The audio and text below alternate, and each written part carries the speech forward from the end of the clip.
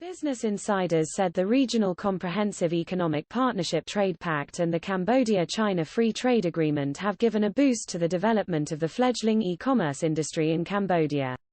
According to the Ministry of Commerce, Cambodia's market value of e-commerce had surged to $970 million in 2021, up 19% from $813 million in 2020. Ministry of Commerce's Under-Secretary of State and spokesman Pen Sovichit said the e-commerce sector has boomed in the Southeast Asian country in recent years thanks to the rapid development of technologies and fast growth of Internet users. He said the RCEP and the CCFTA, which both entered into force on January 1, 2022, have injected fresh impetus into the development of e-commerce in Cambodia.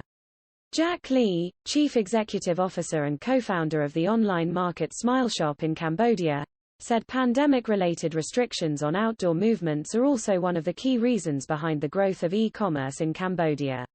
One of the key reasons is pandemic. During the pandemic, the people have to order food, groceries, and other products through Facebook, Instagram, Telegram, and the e-commerce platforms.